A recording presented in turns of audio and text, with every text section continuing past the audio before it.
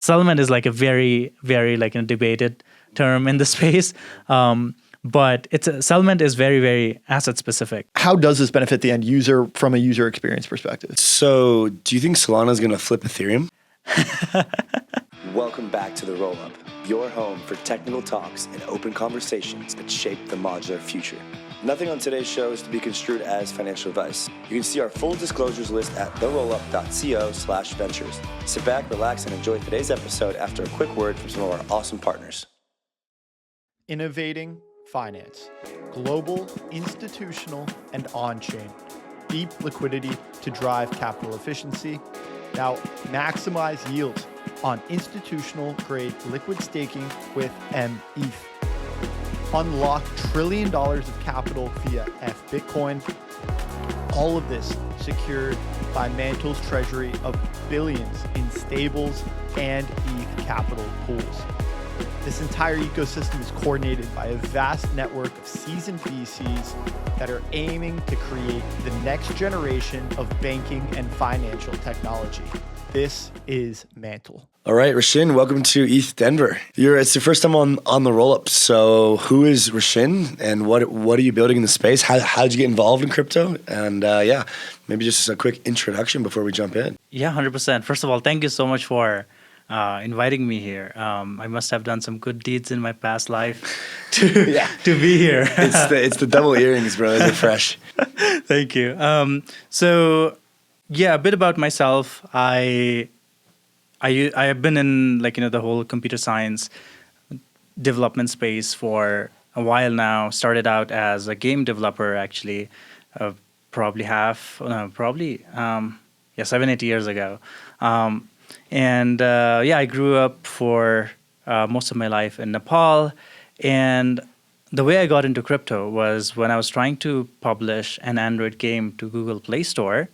This was 2018, and Bitcoin had just gone from 19K to 3K, and it was just about to bounce back. And at that time, I was trying to publish an Android game, but the problem was to open an account in a Google Play Store for publishing any content, you have to pay $25 fee or something. And the problem is Nepal does not have an international payment infrastructure. So even if I want to buy a Netflix account today, for example, I have to ask someone living abroad to do that for me. So that still to this day. I think so. I'm not too sure today, but at that time it was like that. Wow. So pretty crazy. And at that time, I was trying to find some other way to make that payment. And one of these guys on Facebook group chat randomly told me that he could help me buy the account using Bitcoin on a gift card site. So that was my entry into what Bitcoin actually is. And ever since then, just been in this rabbit hole of going from Bitcoin to Ethereum, building some applications, and did a lot of things in between, but now building Twine. Awesome. And what is Twine for anyone who's unfamiliar? Yep. So Twine is a new way of building applications, I would say. And the idea, the technical idea behind it is as a network, instead of settling on a single chain, if you settle on multiple chains, what you can have is you can tap into distribution of all these major chains at once. So for example, you've got constructs like a single chain L2, for example, like Arbitrum, Optimism, Base, etc. What that construct allowed for them to do was tap into the distribution of Ethereum that it had already collected, the community, the asset, the users, and all that. And it made their life a lot easier while they went on to create their own ecosystem, right? But the thing is, distribution is not permanent in crypto, especially.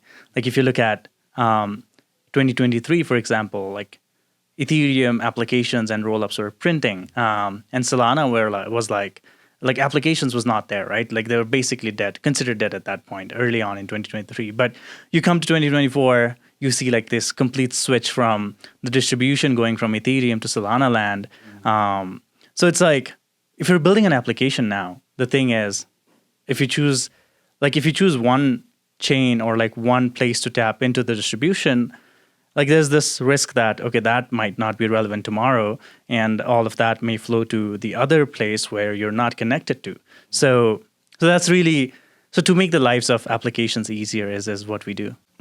So you're saying basically you can have a settlement agnostic approach to where you are basically like getting your security properties from as a chain. Exactly, security and like liquidity and anything like distribution related. Okay, so we've been exploring this. First, before I get into that, what is the mental model that you have for the future of like this modular ecosystem, Ethereum rollups, L2s, et cetera, that led you to believe that this is something that you want to build out? Like, was it purely about distribution, or like on the tech side, is there something that you've like? I'm just curious what your mental model for the future of the space in terms of the scaling is that led you to believe that this was an idea to pursue. Yep. So I guess I can give a little context about how we ended up coming up with the idea and then built it out. So before Twine, we were actually building Cedro Finance, which was a cross-chain lending and borrowing protocol at that time. And this was like one of the first applications to be built on layer 0.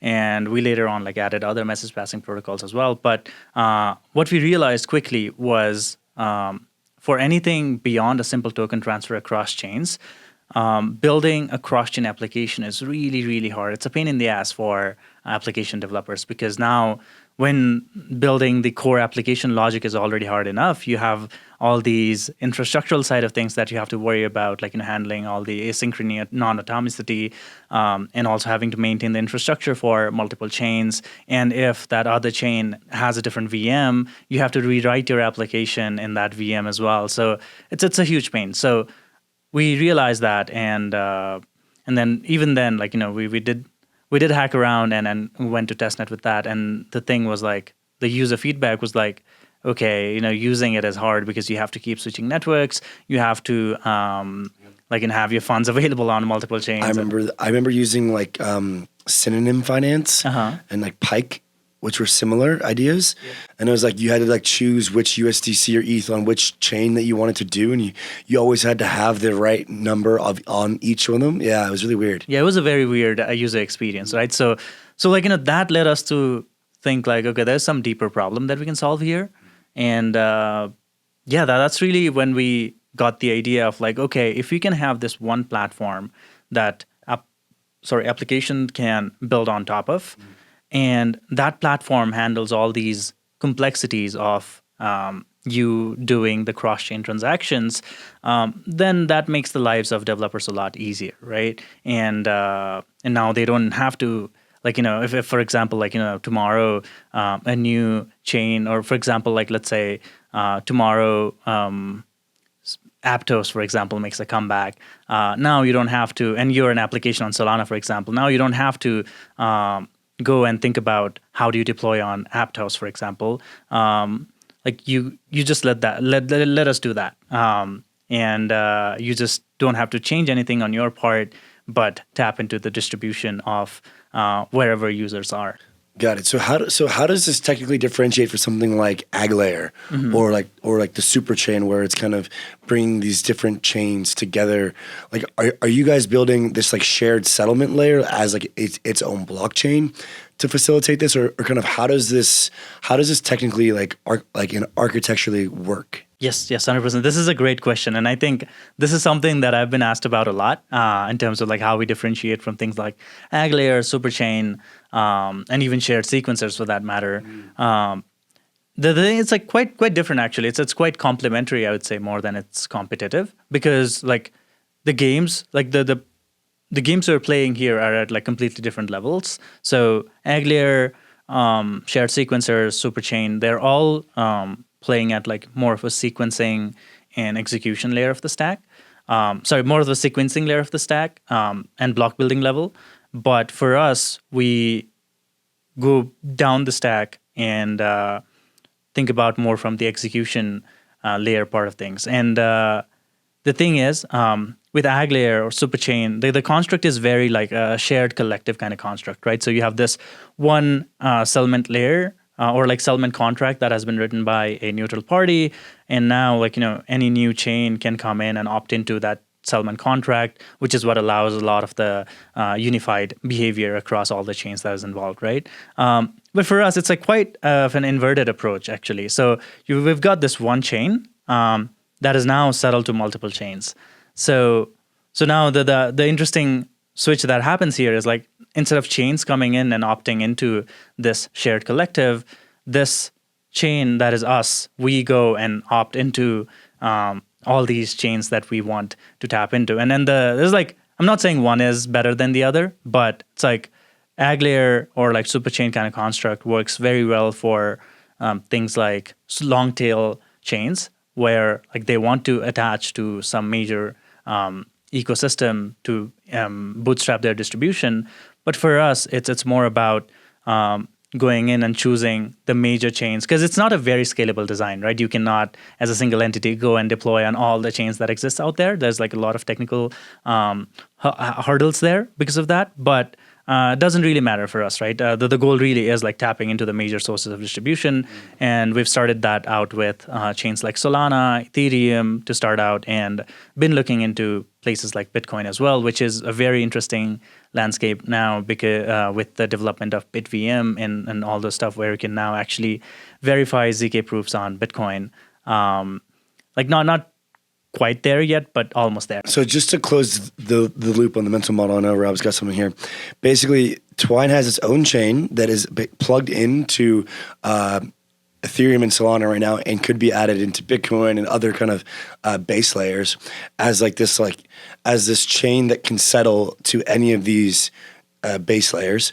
And so you can come and build applications on Twine, the chain, and then you can choose which chain you want to settle to, or you can choose where you want to get your, like, kind of close that loop for me. Like if I'm building an application on Twine, why, like, do I get to choose where I settle, or how does that work? Yeah. So there's like two parts to this. There's like settlement and the data availability part of this. Settlement is the cheapest part because you're just posting the metadata of whatever happened as like a very small summary of the batch. So for example, like, settlement on Ethereum, Solana, Bitcoin, or any other chain, like, the aggregate of that doesn't account for that much in cost wise. So even the construct wise, it doesn't make sense to isolate settlement layers from the application's perspective. But DA is where like the actual cost is, because like it scales linearly. So like that's really where we've decided to go with the volition model. This was the design that was introduced by Starkware 4 or 5 years ago, if I remember correctly. And the idea is like, instead of you enforcing a single data availability layer as a chain, you allow the storage slot holders, that can be an account, a smart contract or whatever, to choose where they want to post their data to. So now like you're choosing the spectrum between liveness and cost. So posting into Ethereum might give you better liveness guarantees than posting on maybe Celestia or Solana, for example, but you got to pay the cost for that, right? So now, like, depending on how much you value the liveness for your application, you can choose your place in the spectrum. So that's really how we think about it. The mental model that you laid out makes perfect sense. Yeah, you have Twine, and then theoretically you could have another chain, call it Twine 2, that also multi-settlement, right? And so whether it's Twine or Twine 2, the chain is submitting these. You mentioned metadata. We could also say that maybe there's ZK proofs that are sent to these settlement layers and verified on these settlement layers. And I think it makes a ton of sense. The one hang up that I have is when we're submitting these proofs to multiple layers, what happens in the case of a rollback? What happens when, Solana doesn't find anything malicious, but Ethereum has some sort of contradiction with the state. How does Solana get notified of that rollback? How do you reconcile the two? Yep. So that's very, very interesting question, and something that we spend a lot of time thinking about. And for that, like what we do is like, we've created this like very virtual consensus construct where we call it like meta consensus, for which we use like these underlying settlement layers as a way to, as like validators for this virtual consensus to come to an agreement on a given state. So for us, that is like the latest state for a given batch. And let's say like, I'm a sequencer, I'm posting the ZK proofs on Ethereum and Solana and Bitcoin. for batch B. And now in batch B plus 1, what happens is it has to submit, like the sequence has to submit this proof that the state for batch B across all these chains are the same. That should be embedded within this proof that that the sequence is submitting. So that way, like we can always make sure that the chain is always in sync. And if like one of these chains roll back, that's really where we introduce this idea of like voting weights, where we can allow. So it's like very similar to how classical BFT consensuses work, right? So you've got one threshold up to which you can tolerate fault, and then beyond that, you allow a fork to happen. So like let's say like we reach 90% consensus on a given state, then like that 10% might be like depending on how you design the construct, right? For permissionless consensus mechanism, that number can be a lot higher, and for permission consensus mechanisms like ourselves, that number should be a lot lower because there's like less room for error. And like, okay, let's say like, the number we set is like 15% and there's disagreement of like only 10%, right? So in that case, we can enforce the majority view onto the minority view. So like if 90% of the chains say that it's like state S and the 10% minority says it's state S prime, then we can use the proof of that to enforce the state S on the chain that says the state is S prime. But like if it crosses like 15% mark, right, which is like, okay, let's say 20% of the chain say that it's state S prime and 80% say that it's like state S, right? So in that case, what happens is like there's like we've now kind of gone into this zone where we don't really objectively know what exactly is the truth, right? So in that case, what we do is like we allow a fork of this L2 to happen, where now that we've got two versions. In this case, if there were like n number of states, then there would be n versions of this network. Then now like what happens is like for 80% of the chains, that is so like your asset is always on that bridge contract. Okay. So you as a user are not facing a security issue here because if, for example, it was like Ethereum, Solana, and Bitcoin, Ethereum and Solana was saying state S and Bitcoin was state prime, then like, your ETH on the ETH settlement contract and your SOL on Solana settlement contract, you are always going to be the owner of that. You can always take that back with you using forced withdrawal methods. And same in Bitcoin as well. But now you've got these like two different versions where you can now, as a user, choose the right fork by yourself by you voting on the right fork by basically depositing your asset on whichever version you think is the right one. So that's a very interesting theoretical concept that we have, but practically, I think this will all lead to the chain or like the settlement contract that has the highest amount of TVL to being the dominant one.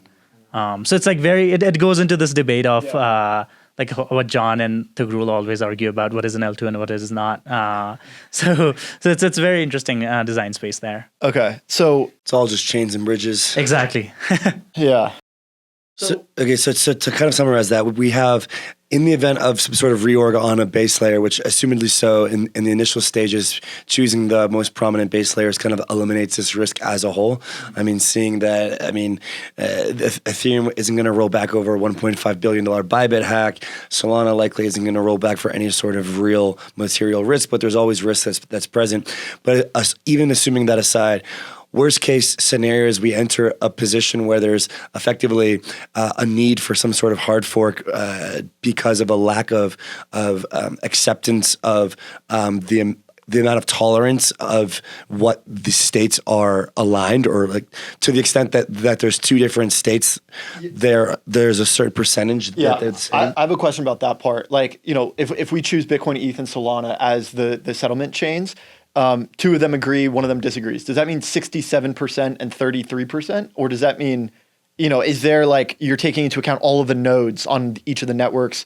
If there's 1,000 validators on ETH, but only 2 validators on Solana and 100 on Bitcoin, ETH has the most weight. how do the percentages shake out? Yes. So in that case, this is something that we're still kind of like thinking about, but we've got like a couple of options that we can go about. So first option is like the naive one where you assign like equal voting weight to each of these chains, but that might not seem as fair, given that, as you mentioned, like you can have different level of decentralization across different chains. And also different levels of economic security. Exactly. So that was what I was getting into, where like, you can get like different level of TVLs from different chain, right? So if like, Ethereum gets like, 67% of the total TVL that we have in the network, then like, it doesn't make sense to give them only like 33%. When you say Ethereum gets 67% of the TVL in our network, you mean 67% of the TVL on Twine is ERC20 assets? Yeah, exactly. Okay. So in that case, it doesn't like it's not as fair to like provide equal voting weight to each of the chains, right? Right. So one way is like using this programmatic approach of weighing in the economic security by like deciding how much you've deposited into Twine with the total number of asset that you've got staked on the network, and the other way is like it's simpler tech wise, but could be interesting to explore, which is like you assign a DAO to like determine the voting weights periodically for the network. So these are some interesting approaches that we've been exploring. So again, like the worst case scenario here becomes that we split Twine into two chains, and because of a lack of consensus that's lower than the tolerance that we... Could be more than two chains. Yep. Yeah. N chains, whatever. That is accepted, basically. And then from that point forward, like users' assets would still be able to be force withdrawn, but then how do we return back to the single chain for the next blocks? Is that just comes down to social consensus at that point? RedStone modular oracles are available on 50 plus chains, trusted by over 100 clients and over 6 billion in total value secured. Visit redstone.finance to find out more. Yep. So at that point, it's like what happened with Ethereum and Ethereum Classic during the DAO fork, right? So, that's how we think about it. Okay. So cool. Okay. So suppose N equals 3, right? Bitcoin, ETH, and Solana and then Twine. We have Twine 1, Twine 2, Twine 3. Is 1, 2, and 3 representative of the settlement chains? For instance, we have Twine 1 is the ERC20 chain. Twine 2 is the Bitcoin asset chain. And Twine 3 is the Solana asset chain. Is that the reality? Or is it such that there is a mix of assets on Twine 1, a mix of assets on Twine 2, a mix of assets on Twine 3? So like, if like, let's say we've got like 3 forks with like, one with Bitcoin state, one with Solana state, and one with Ethereum state. Well, in that case, what we do is, so you've got one version of the chain, which has, for which Bitcoin is the only valuable asset, and other version is where like Ethereum is the only valuable asset, and Solana is the only valuable asset on the third one, right? So that's how it operates. Like you still have the representation of your assets on each of these networks, but it's not valuable. And then like, by like going between these different versions is how you... I see. So then you suppose that the iteration with the most TVL would end up achieving social consensus. And so you would say like, say the Bitcoin chain has 51%, right? The ETH assets from Twine ETH move over to the Bitcoin fork. And then the SOL assets from Twine SOL move over to Twine Bitcoin. And then you ultimately arrive and converge these 3 back into the Bitcoin version by moving the assets into that one Twine iteration. And that's exactly the one that continues to proliferate. Yep, exactly. Okay, so zooming out of the catastrophic reorg situation here, when you mentioned about the DA component where there's can be some opinionated choice as to how either smart contracts or users or applications, basically smart contracts on Twine, can choose which DA provider they're using. So what you're saying is that on Twine, there can be simultaneously applications that are settling to different base layers using the same DA layers, and then there's applications that are settling to different base layers that are using different DA layers, all within the same chain. Yep, exactly. So, like, technically, there's a lot going on there, but what becomes like the advantage for builders as to why that's like a breakthrough for them compared to just, using a stack that gives you like one choice and one base layer? Like, what is the technical breakthrough or for development, or what net new ideas does this concept enable for application developers? Or so what like, instead of like going from a single base layer and a single data availability layer, what now happens is like, let's talk about the settlement layer, right? So you can now tap into multiple base layers, like the trust minimized bridges from multiple chains at once within the same assets, within the same state space. And with DA layer, as I mentioned, it's gonna like it's more for users than builders, I would say, because users are the one that's all at the end gonna be borning the cost for the DA. So builders so for example, if I'm building a gaming application, my DA doesn't probably need to be as secure, right? So I can just choose like some cheap DA in that case, and if it's like some high value, for a financialized use case. But like you use Ethereum, but me as a user, I'm supposed to be able to choose the DA. No, application chooses that. Okay, understood. Yep, but you can also because like there's when you're doing a transaction, there's like two different versions. Two different accounts that is being changed, right? You've already chosen your DA you want to get your data posted to as a user, and the application has already chosen its DA space as well. So like when you do a transactions, both of those like gets posted back to its respective DA. So does Twine then have a multifaceted execution engine? Like, is it like you're able to then use like Bitcoin and Bitcoin assets and Solana SPLs and ERCs all within the Twine chain itself? Mm-hmm. So then what is the execution environment that you guys are operating? Is it an EVM chain? Yeah, so we're starting out with an EVM chain because that's really where a lot of the developer tooling is available. And then, the goal really was about making building easier across chains, right? And it didn't make sense to introduce new VM early on when the goal is to make things as easier for developers as possible. But you're able to then, Eclipse has Solana, it has an SVM on Ethereum. You guys are able to have Solana assets used in EVM. An EVM environment. Yep, exactly. And those are wrapped Solana assets and wrapped Bitcoin assets, or because it's settled to each of these, they are the native assets. It depends on how you define native and wrapped, right? The ETH we use in Arbitrum today or Base today is also wrapped ETH.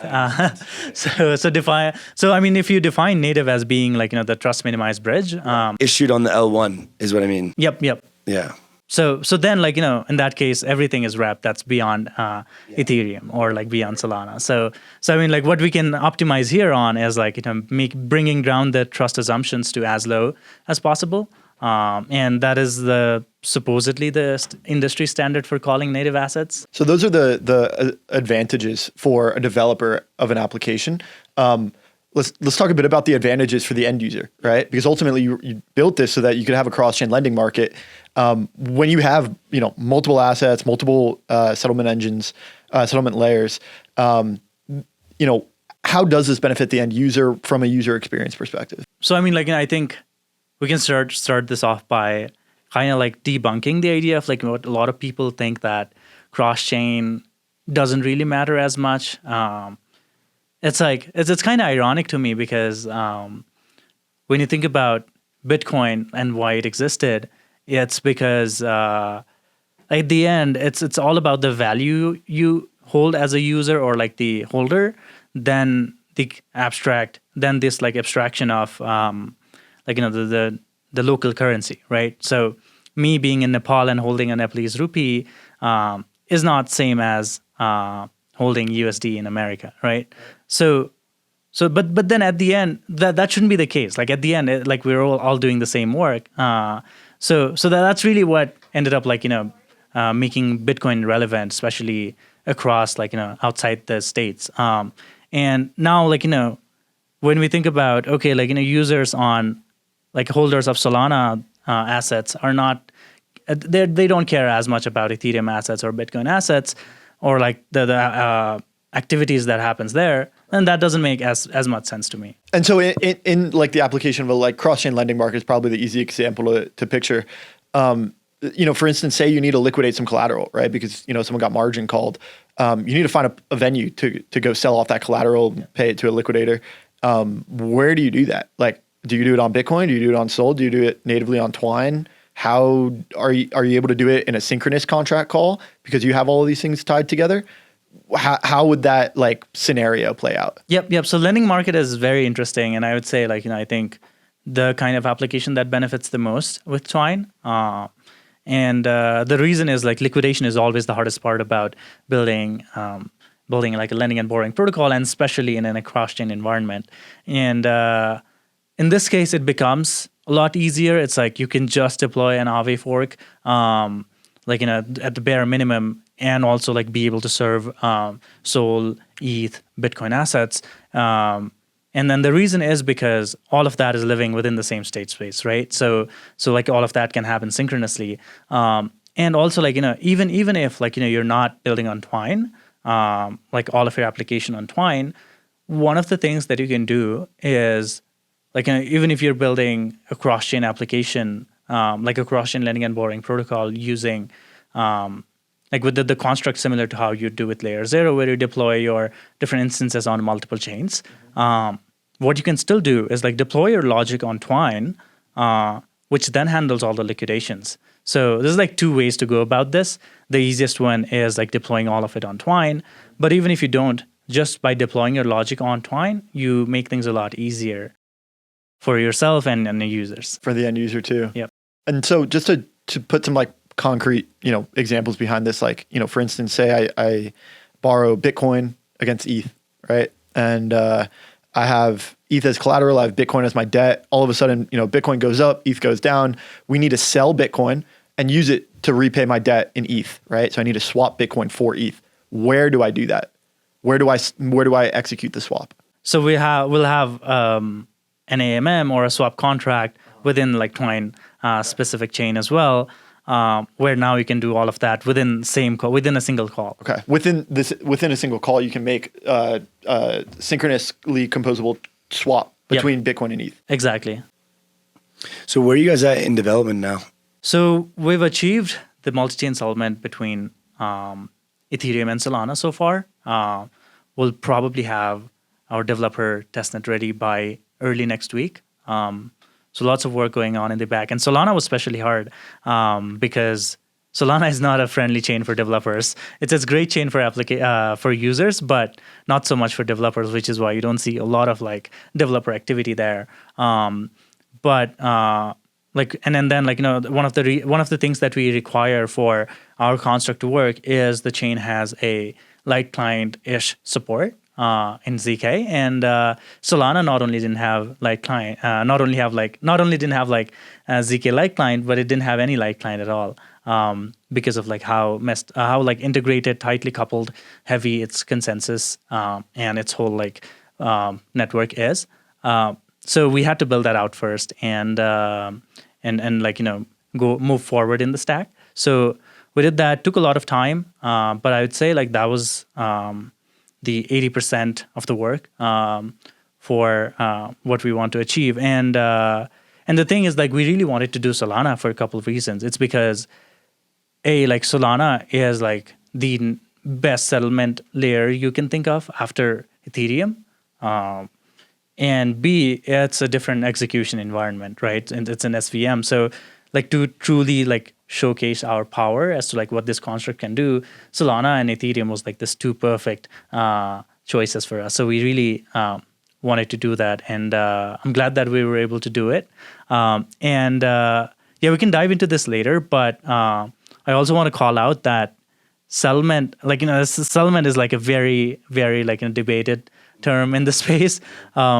But settlement is very, very asset specific. So as long as there's demand for ETH the asset, like, people will build L2s on top. As long as there's demand, or like there's this like huge liquidity on SOL the asset, people would want to build L2s on Solana, which is why we're seeing like a lot of these network extensions and L2s coming out on Solana over the past year or so, because the demand for SOL the asset grew so much that, and then the distribution it carried with itself grew so much that there's like a lot of people incentivized to do it. So like settlement, what I want to say is settlement is not something that's very unique to Ethereum and can be extended to a lot of other chains. And Celestia actually is like a very interesting one in this, because it started out as a DA layer, but with their ZK accounts, which allows you to verify ZK proofs, now you can actually build a trust minimized bridge and store your state there and verify your execution.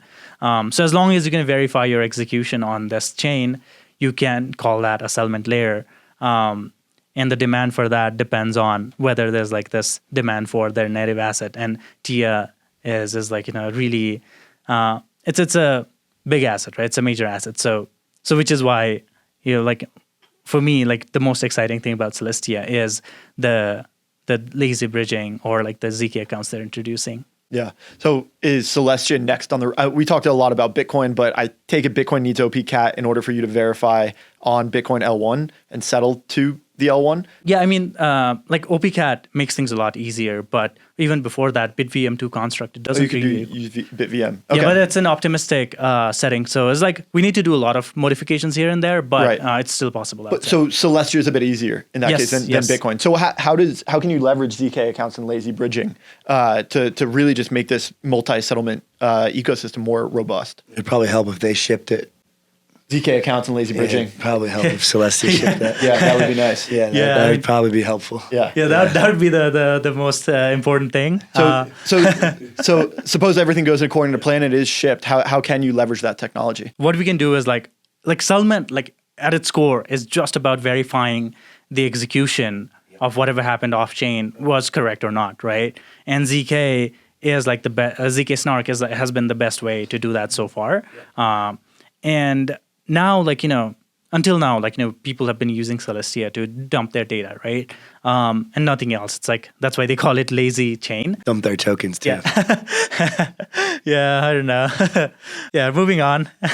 And the reason, like that was the reason why they didn't even have any execution layer at all, right? But now, as soon as you introduced a feature that can verify ZK proofs on this chain, now we can verify that the execution for these transactions off-chain happened correctly. So we already have the light clients for Celestia.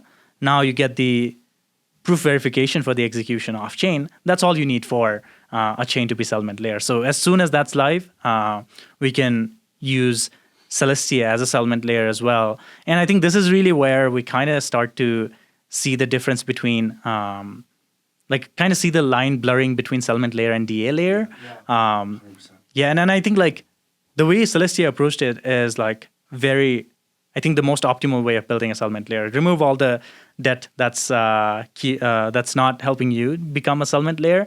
So like, all you need to be a good settlement layer is like you have this high data availability bandwidth and this ability to verify ZK proofs that can verify any arbitrary computation off chain. So that's all you need to be a settlement layer. And then you can just work on that and optimize towards making that base layer fast enough to provide actual network effects for everything else being built on top. So yeah, that's a very that's where like lazy bridging comes in. That's where like Ethereum shipping some sort of native interop comes in.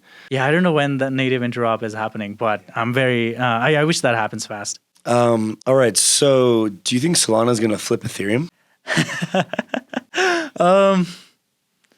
I don't have a lot of opinion on that actually. Both have been a great they are like doing great at what they do, right? Solana is like there's like this idea of like single composable machine, and that's like working well on their favor. On Ethereum side of things, like they shipped the rollup centric roadmap, but they somehow didn't do the native interop across these rollups, which is, I think, the main thing that's hindering from achieving what Ethereum could achieve. So, for example, Across did, if I remember correctly, and has done over $19 billion in volume so far across Ethereum L2s, and that's only one bridge. And the thing is, Ethereum or the settlement layer should be the interoperability layer for the L2s on top. And Ethereum, that means Ethereum could have captured all that volume and all the revenue that was generated from that if it was not slow, if it had some sort of native interoperability. I mean, there is you can do native interoperability, but it's very expensive and time consuming. So once all of that is fixed, I think, I can't answer that as to which one will flip which. But again, Solana is also on this edge of all the applications that were very high valued or that was generating a lot of volume. They're spinning out their own chain. Jupiter announced their JupNet, which by the way is also in the same direction as what Twine is building. So it's now Solana also has to think about how do they capture that. How do they keep them on the chain, basically? Exactly. So it's both of them have their own problem to figure out. So whichever solves their problem first will be the one to flip. Do you think L2s should launch a custom their own gas token? I mean, it doesn't need to, right? But with things things like fast finality, just providing, it depends on what services you provide as an L2. A vanilla L2, I don't think it requires its own gas token. But things this is something Movement is also doing, as you have this fast finality, pre-confirmation, post-confirmation, whatever layer you want to call it, something that provides on-demand better user experience in terms of latency for users. So that sort of things, it requires a token. So in that case, you would want to use your native token for that. And gas itself, I'm not too sure as to how much demand that would induce on your chain, especially early on. So maybe later on, it could be a good option, but early on, probably maybe not the best thing to do. Because especially when you're tapping into Ethereum distribution, the last thing you'd want them to do is they come to your chain, they're like, oh shit, I have to go buy this token to transact here. Yeah. Well, Rachin, it's been an absolute pleasure chatting. I hope you have a great week at ETH Denver. Appreciate your insights. It's been a great technical conversation here today and learned quite a bit. So thank you. Thank you so much for having me, guys. This was amazing. And if you guys have any questions, please feel free to reach out to me on Twitter, Telegram, wherever. I'm terminally online. Always excited to chat more about Twine and what is possible here. Again, thank you so much for giving me this honor to be here. Yes, sir. And where can they find you? At twine.xyz and on Twitter, right? On Twitter, TwineXYZ. On Telegram, on Twitter for my personal account, just my first name and last name, Rachin Kalakheti. And Telegram, you can find me at Rachin_K. Yes, sir. So Thank you. Ping me. All right. Thank you so much, guys.